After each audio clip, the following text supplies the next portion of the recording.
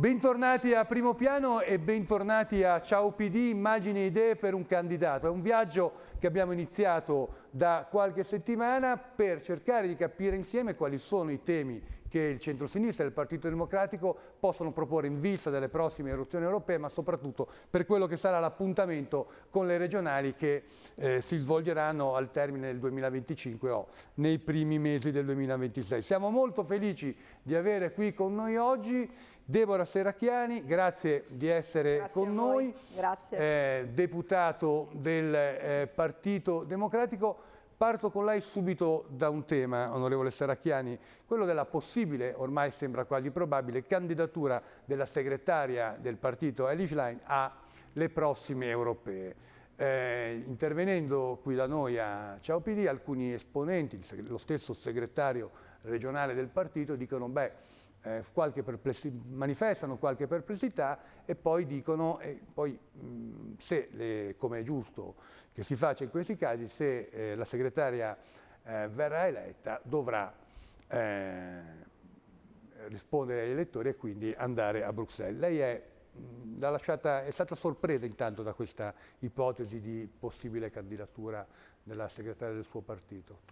Ma diciamo in quest'epoca storica dove si punta molto sulle leadership, sulla comunicazione anche della persona che è a capo del partito, penso a Giorgia Meloni, ma penso anche alla nostra di leadership di Elly Schlein, non mi sorprendo perché credo che la politica stia andando anche in quella direzione. Non so se è un bene o un male, però è un fatto con cui dobbiamo appunto fare i conti.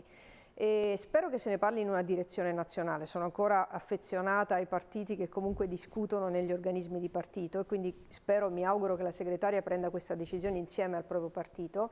Quindi lei ci dice che questo non è ancora successo? No, questo non è ancora successo, insomma, come dice la segretaria che sta girando l'Italia, stiamo costruendo le liste, stiamo ragionando su qual è la nostra proposta di Europa, non ha ancora preso, diciamo, una decisione per quanto riguarda la sua candidatura. Personalmente che vuole che le dica? Nel mio partito è una cosa un po' particolare la candidatura del segretario e della segretaria. Devo dire però che in quest'epoca forse anche noi dobbiamo fare i conti con un'opinione pubblica che vuole anche che ci sia una presenza fisica della persona a cui stiamo delegando, diciamo, la nostra rappresentanza. Spero soltanto che sia un modo per fare ancora meglio. Io sono stata in Parlamento, come anche Elly Schlein in Parlamento europeo. Certo. Devo confessarle che è il luogo dove forse ho fatto la politica che tra virgolette mi è piaciuta di più, perché comunque mettere insieme 27, allora erano 28 teste diverse e trovare una mediazione è la cosa forse che nella politica è la cosa più bella, insomma, più affascinante, più difficile, più complessa. E un segretario nazionale di un partito italiano può anche essere membro del Parlamento europeo, anche perché noi diamo particolare importanza al Parlamento europeo, particolare importanza all'Europa, per cui se si candiderà e se deciderà di essere presente al Parlamento europeo, credo che sia un fatto assolutamente positivo anche per l'Italia. Vorrei mettere insieme in qualche modo le europee con le regionali in Liguria. Lei conosce bene la nostra regione, è stata lei presidente della regione Friuli Venezia Giulia, qui si voterà. C'era già Toti, pensi? E c'era già Toti. Mi consentirà la battuta. Toti che governa il centro-sinistra in questa regione, no? Viene sconfitto ormai da 2 tornate e ha, come sa, perso anche i capoluoghi di provincia, escluso Savona.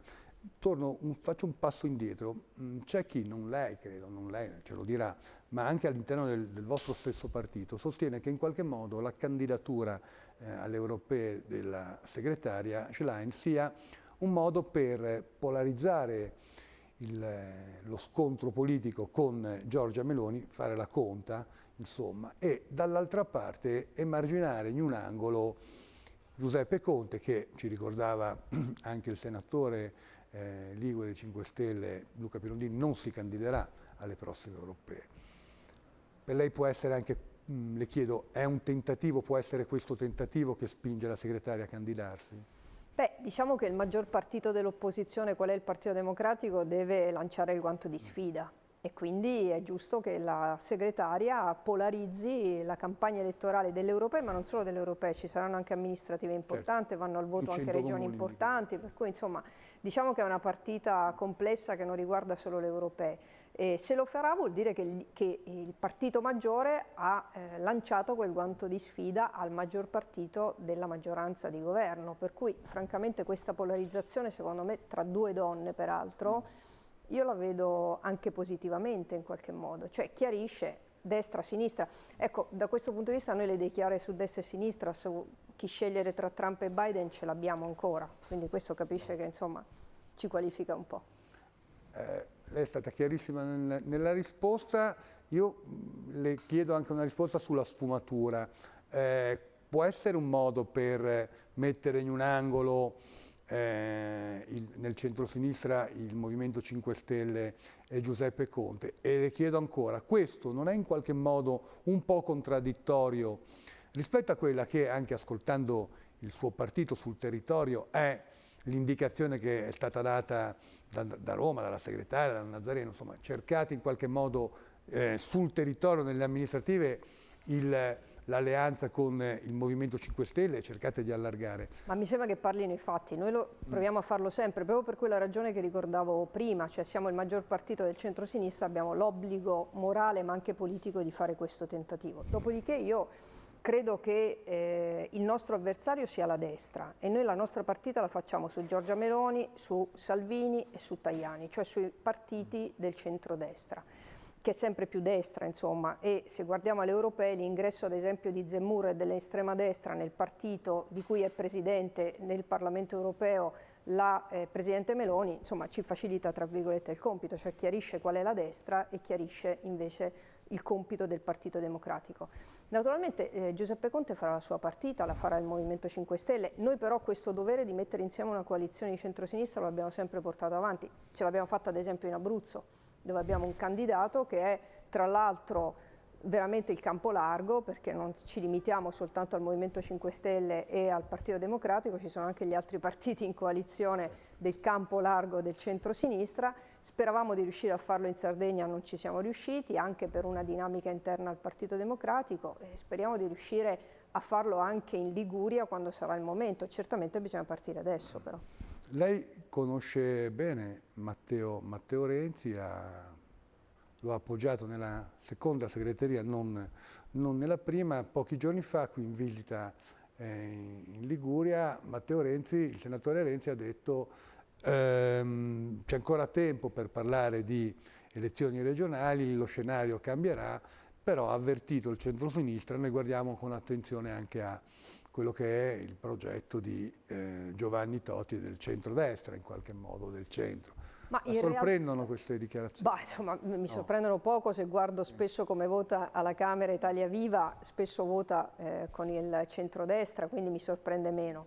Quello che mi sorprende è parlare di un progetto di Giovanni Toti che possa interessare quote del centrosinistra, perché al momento è un governo di centrodestra, governa con la destra, anche la destra, diciamo destra, e francamente credo che quello sarà il campo di Giovanni Toti, resti quello il campo e non può riguardare il centrosinistra, non può riguardare il Partito Democratico, deve fare una partita completamente diversa. Toti è il nostro avversario adesso, sarà il nostro avversario, chissà quello che accadrà sul terzo mandato dei governatori, perché non è solo una richiesta di Toti, è una richiesta che viene da tanti governatori di centrodestra e di centrosinistra, su cui al momento il governo e la maggioranza non hanno preso una posizione. Questo secondo me sarà una questione anche interna alla coalizione di centrodestra. Si può leggere, mi aiuti lei che ha esperienza parlamentare, si può leggere anche come un tentativo di giocare su quelli che possono essere i candidati nelle diverse regioni, no? Assolutamente. Il fatto di non prendere una posizione. Le dico ad esempio che è evidente che Fratelli d'Italia vuole il Veneto. E se vuole il Veneto non può avere tra i piedi Zaia. Fratelli d'Italia vuole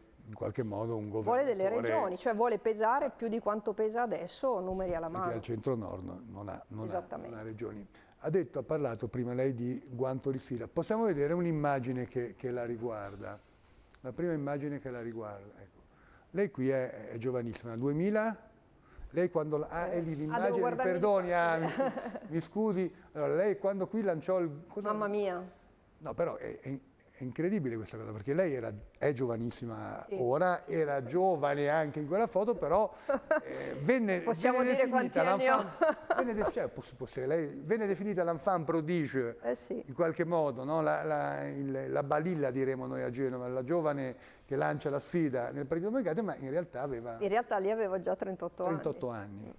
Quindi, Ma diciamo questa fortuna cos'era un quanto di genetica. sfida al suo partito questo? Beh, direi di sì, insomma, lì era, forse lei lo ricorderà, era il 2009 ed era la prima volta che veniva organizzata, allora il segretario era Franceschini, l'assemblea dei circoli del Partito Democratico. Io quasi casualmente, allora ero il segretario del partito di Udine, andai in quella assemblea e dissi quello che pensavo, anche perché ero piuttosto arrabbiata, arrivavo lì dopo le dimissioni di Veltroni, dopo quella straordinaria campagna elettorale che ci aveva portato a numeri che oggi sembrano fantasmagorici, insomma arrivare quasi al 33% come eravamo, insomma oggi sembra impossibile raggiungerlo.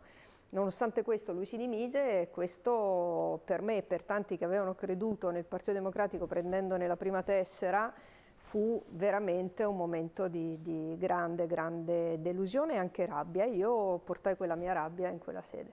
Ho una curiosità sulla sua esperienza politica. Credo che sia un elemento che la renda, al di là di quelle che sono le idee di ciascuno di noi, particolarmente stimata e stimabile. Lei non si avvicina prestissimo alla politica, No. non era però da quando si avvicina alla politica si impegna molto, è molto attiva, lo ha raccontato, anche sacrifici importanti per la politica. Non ha mai vinto più o meno, mi sbaglio, una candidata Guardi, corsa, cioè non ha mai appoggiato un segretario del Partito Democratico. Non ho mai vinto un congresso. Non ha mai vinto un congresso. Vabbè, ma questo però è un po' Tranne quello di tipico Renzi, ma del insomma, vostro. Cioè io conosco molti esponenti, anche amici del suo partito, che non hanno mai vinto. Qualcuno li vince, cioè forse non conosco quelli che li hanno No, vinti. sa cosa? Che Però la curiosità. vivo ancora i congressi come come posso dirle, come il modo di appoggiare l'idea che mi piace di più e quindi spesso non faccio i conti con i numeri, no? Ma con le idee? Faccio i conti con le idee e purtroppo non sempre mi trovo dalla parte diciamo, che vince, però ecco, quello che posso dire che mi caratterizza è che credo che i congressi nascano e finiscano e che non si possono perpetuare in eterno all'interno dei partiti, anche complicandone la vita quotidiana. Insomma, secondo me è una bella azione quella che facciamo quando scegliamo i nostri segretari in quel modo, non può diventare il modo per autodistruggerci quotidianamente in queste lotte fratricide tra correnti, personalismi, tanti uomini. La curiosità era questa, era come mai lei ha sempre deciso di restare all'interno del PD. Mi risponde subito dopo la pubblicità, abbiamo qualche istante, così non c'ha bisogno di pensarci, ma può pensarci qualche istante. Pubblicità, poi torniamo con Primo Piano. Ciao PD.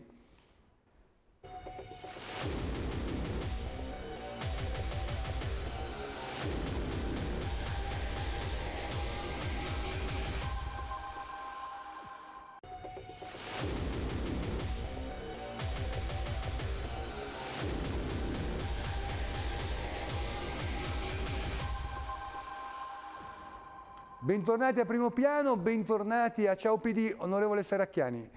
Dicevamo prima, qualche anno che si impegna, che milita nel Partito Democratico, non ha mai vinto un congresso, non ha neanche un'antica militanza PC per cui non si cambia partito. Allora perché non è mai, malgrado dove non è mai...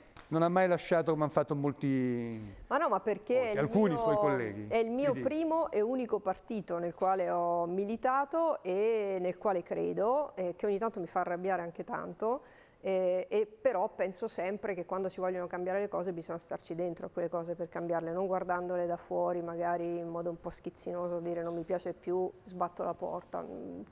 Insomma, secondo me battagliare per le proprie idee, per far valere quelle degli altri è importante. Idee. Vediamo la seconda foto, la copertina di un libro. Il coraggio che manca. Poi però c'è anche un sottotitolo che a un cittadino deluso dalla politica, ed erano proposte. Allora, qual è il coraggio che manca? Il cittadino è sempre, lei ha scritto questo libro con Tommaso Cerno. Con Tommaso Cerno, che non sbaglio che vediamo con lei nella foto. Sì, esatto. Qual è il coraggio che manca a un cittadino deluso dalla politica? E i cittadini sono ancora delusi dalla politica, ma direi di sì, visti i dati no? Cioè, credo, insomma, qualunque sondaggio ci dice che la politica è all'ultimissimo posto tra, diciamo, nel gradimento dei cittadini. Purtroppo, aggiungo io, perché... Restringiamo un po' il campo, perché i cittadini, almeno in Liguria, a quanto pare dai voti delle amministrative, ma non solo, anche a livello nazionale, visto qual è la maggioranza che governa, sono delusi dal PD e dal centro-sinistra? Beh, allora, noi scontiamo comunque l'aver governato tanto in Liguria e aver governato in Italia nei momenti più difficili, nei quali ciascun cittadino italiano ha veramente passato momenti cupi dal punto di vista economico, finanziario, sociale, senza contare gli anni della pandemia, e il Partito Democratico è sempre stato lì. Ora uno può dire, se non avete mai vinto le elezioni, è vero, però qualcuno che si è preso la responsabilità di governare nel momento in cui altri si tiravano indietro, noi abbiamo sempre detto di sì. Dico altri che si tiravano indietro perché quelli sono stati gli anni, ad esempio, dell'opposizione dura e pura della Meloni e del suo partito, che evidentemente ha pagato, perché l'opposizione fatta come è stata fatta evidentemente ha pagato, e oggi però si scontra con la realtà. Per cui tu fai la campagna elettorale dove dici che farei l'abolizione delle accise sulla benzina e invece queste aumentano, fai la campagna elettorale dicendo che avresti abolito la Fornero al primo Consiglio dei Ministri e la Fornero è ancora lì, e anzi hai fatto danni maggiori della Fornero sulle pensioni nell'ultima manovra di bilancio, hai detto che non avresti mai aumentato le tasse, notizia di questi giorni, è stata eliminata l'esenzione IRPEF che avevano gli agricoltori, per cui sono scesi in piazza, ed è un tema nazionale, niente affatto europeo. Quindi fare quell'opposizione avrebbe, diciamo così, chi faceva l'opposizione in quegli anni ne avrebbe tratto vantaggio, e questo è stato. E noi abbiamo invece tratto lo svantaggio, il disvalore di aver governato negli anni difficili. Poi l'abbiamo fatto bene, l'abbiamo fatto male, siamo stati anche, come dire, abbiamo ricevuto anche quello che abbiamo seminato, e a volte evidentemente non abbiamo seminato bene. In questa logica della necessità di governare, che è anche accettabile, no? Che anche lei ha sottolineato, non c'è stata un po' una poca attenzione a quelli che sono i temi? Mi spiego meglio. Non si è pensato troppo spesso a trovare la giusta alleanza, ad essere la giusta stampella di una maggioranza, senza poi dare troppo spazio invece a quelle che erano le idee, dimenticando magari allo stesso tempo il dialogo con i lavoratori, ma anche con gli imprenditori. È questo il punto, cioè questi anni in cui noi siamo stati al governo erano gli anni in cui si sarebbe dovuto formare il Partito Democratico, che era relativamente nuovo, no? Quindi erano gli anni nei quali il Partito Democratico doveva prendere la sua identità.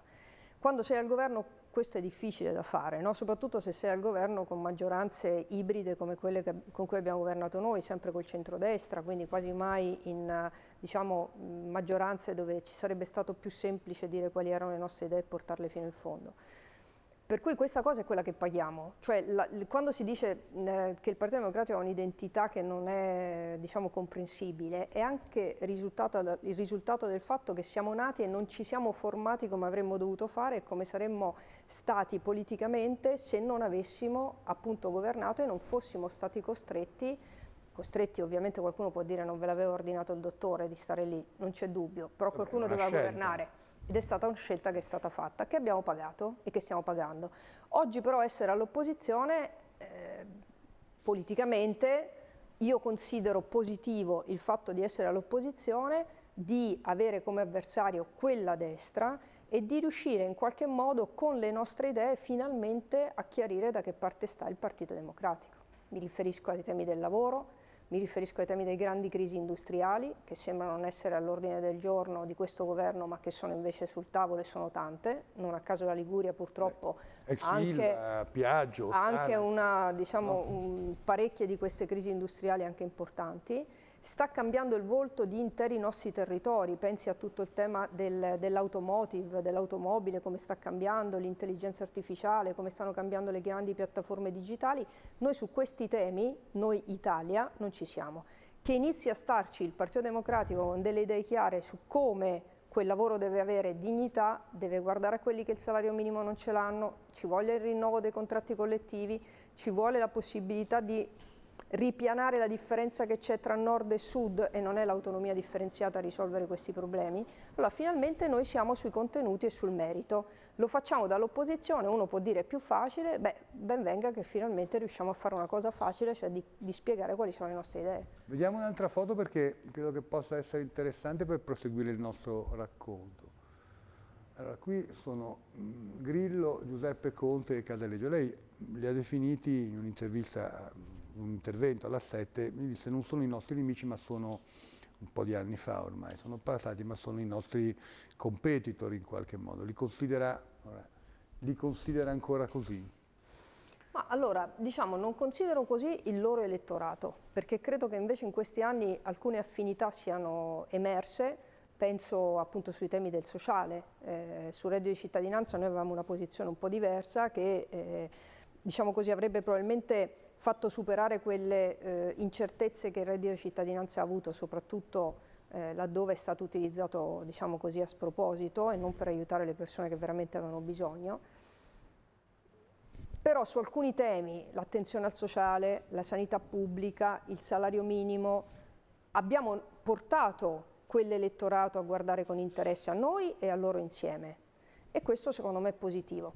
E su quello che a volte i vertici dei 5 Stelle fanno posso non essere d'accordo, insomma, ad esempio non sono d'accordo sulla posizione che il Presidente Conte ha assunto negli ultimi anni rispetto ad esempio, anzi negli ultimi mesi, o meglio, non sono stata d'accordo con lui quando ha fatto i decreti sicurezza con la Lega, perché ritengo che assolutamente non ci sia nulla di centrosinistra, ma soprattutto non ci sia nulla di logico in decreti di sicurezza che hanno creato insicurezza nel nostro paese, di cui ne stiamo pagando ancora le conseguenze.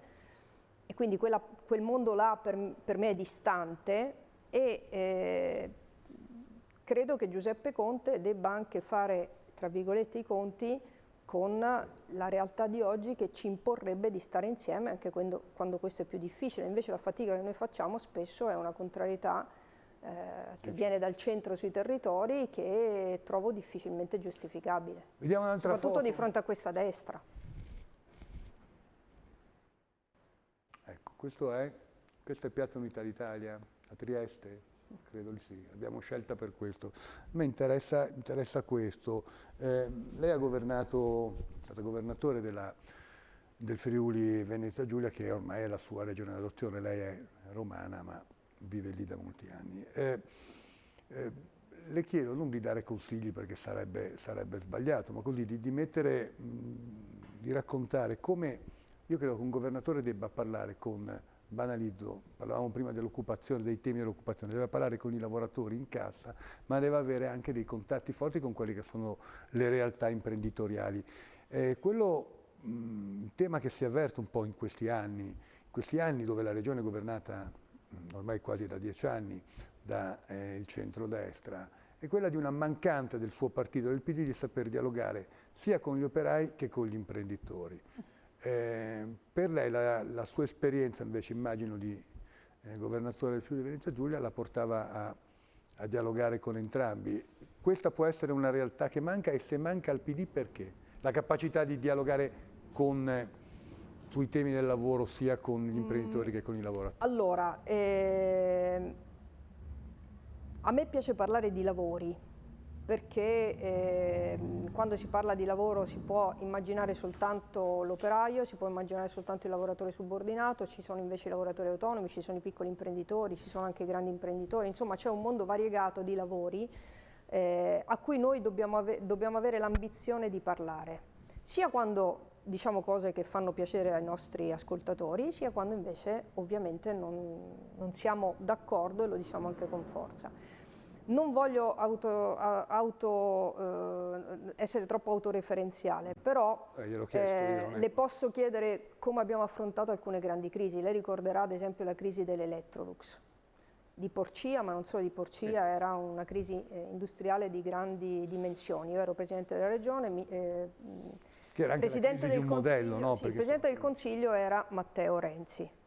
Ora, in quella circostanza, di fronte a una posizione del governo che non, come dire, a mio parere, non stava in quel momento cercando di risolvere la crisi, salvaguardando non solo l'occupazione, ma anche una filiera strategica come quella del bianco, cioè quella degli elettrodomestici, che per il nostro paese in termini di filiere è fondamentale, ci sono distretti e quant'altro, chiesi allora, ed ero la sua vice segretaria, se non ricordo male, o comunque ero stata nella sua segreteria, le dimissioni dell'allora Ministro dell'Economia. Che era? Che era Zanonato. Perché l'ho fatto? Per questa diciamo, incapacità del Partito Democratico di stare insieme e di non dividersi e di non discutere al proprio interno? No. L'ho fatto perché penso che la politica, soprattutto la politica dei territori, quindi i governatori, quindi i sindaci, abbia il dovere e il compito di stare sul territorio portando a Roma quelle che sono le esigenze del proprio territorio, con uno sguardo ed una visione ampia. Noi non potevamo perdere la filiera del bianco, punto. Che fosse l'Electrolux, la Whirlpool o un altro territorio, noi non possiamo perdere quelle filiere strategiche. Come non possiamo perdere quella dell'acciaio, rischio che invece stiamo correndo, e vengo all'Ilva, gravissimo dal mio punto di vista, gravissimo che noi si rischi di perdere la filiera dell'acciaio e non fare più acciaio in un paese che dice di essere il 7° paese al mondo industriale e non fa acciaio. Questo è un problema serio dell'Italia e dell'Europa, ma l'Europa può disinteressarsi per interessi e conflitti interni, l'Italia non può disinteressarsene. Chiusa la parentesi, per dirle che in quella circostanza la mia forza veniva dal fatto che avevo gli imprenditori con me, i sindacati e i lavoratori, perché su quelle battaglie non ci si divide, così come sta succedendo a Trieste e alla Varsila, la ex Grandi Motori, anche qua conosciuta in Liguria. In questo momento, su quella battaglia, ci sono gli imprenditori, c'è Confindustria e ci sono anche tutti i sindacati. Per dire che se troviamo noi, politica, il collante per tenere insieme tutti questi mondi, la politica è più forte. Il Partito Democratico deve avere l'ambizione di parlare a tutti, altrimenti non è il Partito Democratico. Perché ha perso forse quell'ambizione, almeno in alcune regioni? Ma perché quando si fa fatica a darsi una propria identità si scelgono le scorciatoie, quindi parlo con questi perché mi sono più vicini, non parlo con quelli perché mi sono più lontani. Chiarissimo, ci fermiamo solo qualche istante e poi rubiamo ancora qualche minuto all'onorevole Deborah Serracchiani per parlare di temi e immagini della sinistra e del PD.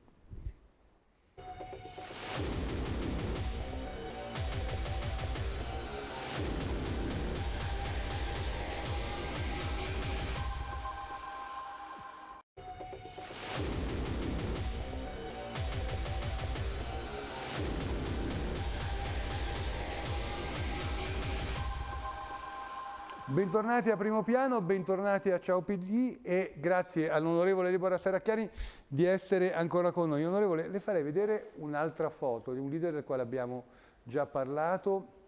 Lei diceva prima, vabbè lo chiedo alla regia, una foto di Matteo Renzi, se riusciamo ad averla, o comunque parliamo di Matteo Renzi. Lei prima ha detto dignità del lavoro. Lei ha difeso appartenente da iscritta al PD con il segretario Matteo Renzi, ha difeso il Job Act, che sembra in questo momento uno spartiacque del suo partito. Sono rientrati nel partito a livello nazionale e a livello anche regionale tutti quelli che erano usciti dal partito, compresa la vostra segretaria, in contrasto con questa azione del governo. Allora, mi faccia confessare che io nella mia precedente vita sono avvocato che fa diritto del lavoro. Quindi il mio sostegno era anche legato al fatto che si è parlato tanto del Jobs Act riguardo l'articolo 18, quando in realtà l'articolo 18 era un pezzetto minimo di quel provvedimento, che invece aveva tante cose molto positive, dalle dimissioni in bianco che finalmente venivano cancellate, dalla estensione di molte tutele che sono state date ai lavoratori e alle lavoratrici, in particolare autonome. Insomma, l'embrione di quello che poi sarebbe diventato il reddito di inclusione, insomma c'erano secondo me molti aspetti positivi. C'era la quota parte dell'articolo 18 su cui potevamo non essere d'accordo. Io personalmente consideri che l'articolo 18 si applica a meno del 4% delle imprese italiane, perché il resto delle imprese italiane hanno meno di 15 dipendenti, quindi era già, tra virgolette, superato nei fatti. Se ne è fatto, e su questo non ero d'accordo con l'allora Presidente Renzi, un fatto comunicativo di sostanza, cioè togliamo l'articolo 18 e arrivano gli investimenti stranieri. Non sono d'accordo su quello, l'ho detto. Non era d'accordo neanche all'epoca? No, su questo troverà molto. Cioè, ho difeso il Jobs Act anche per quella parte, ma mi permettevo di dire al mio segretario che non era quella, diciamo, il modo per presentarlo, tant'è che su quello abbiamo avuto lo scontro più duro. Poi è intervenuta la Corte Costituzionale, insomma, le cose sono cambiate profondamente. Arrivo a dirle che oggi il Jobs Act è assolutamente svuotato di quelli che erano i temi per cui ci siamo divisi. Ma mi piacerebbe parlare di quello che stiamo facendo adesso. Perché il tema del salario minimo l'abbiamo portato noi, certo, ed è un tema fondamentale, ed è sbagliata la posizione che ha assunto la Presidente Meloni, perché siamo un paese che ha bisogno per almeno 3 milioni e mezzo, 4 milioni di lavoratori di avere almeno il salario minimo. Che poi quel salario minimo sia di 9 euro, di 9,50 euro, consideri che in Germania l'hanno appena aumentato rispetto a quello che c'era prima. In Spagna sono arrivati ad avere una retribuzione base di 1.136 euro. Noi siamo ancora con lavoratori che possono lavorare addirittura avendo dei contratti collettivi a meno di 5 euro l'ora, lorde. Quindi è un paese che ha bisogno di fare un salto di qualità anche culturale? Sì. Il salario minimo è una cosa che non avrebbe fatto torto a nessuno, ma che avrebbe dato una tutela a chi quelle tutele non le aveva? Bene. Lo si poteva fare tutti insieme? Assolutamente. Si è voluto impedire che questo accadesse e questo io penso che sia l'errore più grosso che ha fatto politicamente finora Giorgia Meloni, a cui riconosco grande capacità, ma che su questo punto ha sbagliato, perché su questo punto invece quei lavoratori e quelle lavoratrici hanno bisogno di una risposta e questa risposta non sta arrivando. Non so quanti giovani lavoratori siano a conoscenza di quanto accaduto con il Job Act che il suo partito e il suo segretario dell'epoca hanno portato avanti. Non le sembra un po' contraddittoria o comunque in qualche modo strana questa battaglia oggi sul salario minimo e ieri quel tipo di provvedimento, o più semplicemente non poteva il governo Renzi pensare anche, stiamo parlando ormai di molti anni. Potevano fare tante cose, no, evidentemente se poi siamo arrivati dove siamo arrivati è chiaro che errori ci sono stati e anche tanti, lo dico io per prima, non solo comunicativi, anche di merito. Però vede, oggi noi siamo andati un po' oltre quello che già nella scorsa legislatura eravamo riusciti a fare. Se non fosse caduto il governo Draghi, il salario minimo l'avrebbe introdotto il ministro Andrea Orlando, allora ministro del lavoro e delle politiche sociali. Era tutto pronto. È caduto il governo Draghi, era previsto a settembre, è caduto a luglio, non è stato fatto. Oggi però chi ha partecipato a quella diciamo, costruzione non poteva non andare fino in fondo. È meglio ancora farlo con Elly Schlein, che fin dall'inizio ha ritenuto che quello fosse un passaggio fondamentale per tenere insieme anche la coalizione. L'altro tema è la sanità pubblica.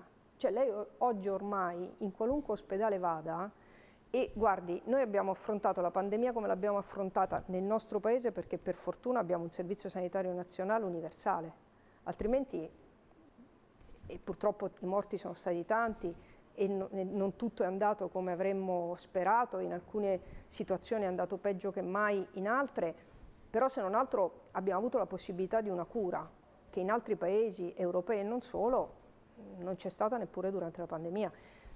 Mettere a rischio il servizio nazionale pubblico vuol dire mettere a rischio la salute di tutti i cittadini italiani.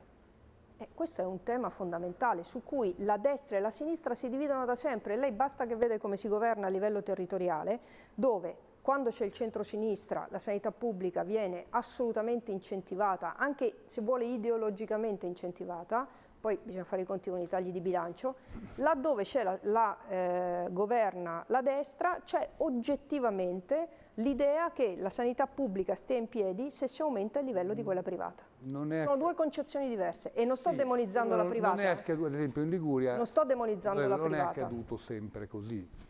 Ha fatto questa giusta precisazione, nel senso che non va demonizzata assolutamente la privata, perché in Liguria guardi, una certa apertura alla privatizzazione è già stata in sanità, era già stata introdotta dalla centrosinistra. La sanità privata è assolutamente utile e necessaria ed è complementare a prestazioni che il pubblico è inutile che faccia il pubblico.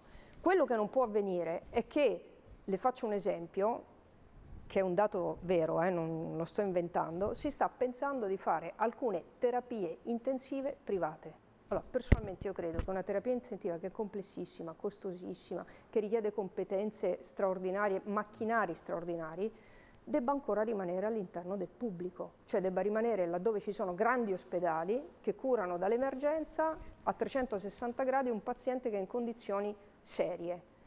Una terapia intensiva privata a me sembra un eccesso, diciamo così, dove andare fin lì forse è troppo. Sono d'accordo con lei. Mi viene in mente i racconti di un amico imprenditore che lavora molto con alcuni paesi africani, con tutto rispetto, e durante il Covid erano molto diffusi tra i più ricchi di paesi come il Nigeria, il Ghana, il farsi costruire in casa, in villa, delle terapie intensive. Però se le fa costruire chi ha i soldi per poterlo fare, giusto? Sì. E allora se finiremo... Anche su questo però insomma, io forse ho qualche perplessità. Cambiamo decisamente argomento, vediamo un'altra foto. José Mourinho. Aia. Lei ha profonda fede romarista, ha confessato a Lili Gruber di aver pianto per l'addio al calcio di Francesco Totti, ha pianto anche per l'addio alla Roma di José Mourinho. Io sono murignano, glielo dico. Allora, attenta come devo dirle la verità, mi è dispiaciuto tantissimo.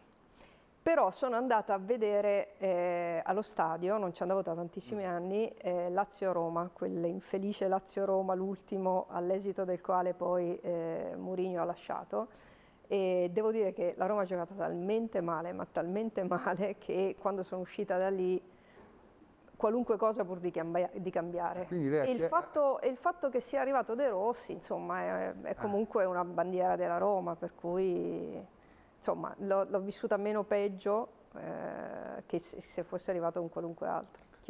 Credo che le abbiano già chiesto anche questo, ma glielo richiedo anch'io. Ma in qualche modo le star dello sport, del calcio, dello sport del calcio hanno sostituito la politica, e mi spiego, cioè lei ha pianto per l'addio al calcio di Francesco Totti, ma non so, non credo credo che in pochi abbiano pianto per le dimissioni di un segretario del suo partito. Ecco. Perché la politica anche a discapito del calcio ha... Perché la politica che non legge i cambiamenti che stanno piombando addosso a tutti noi è una politica che viene considerata inutile se non dannosa.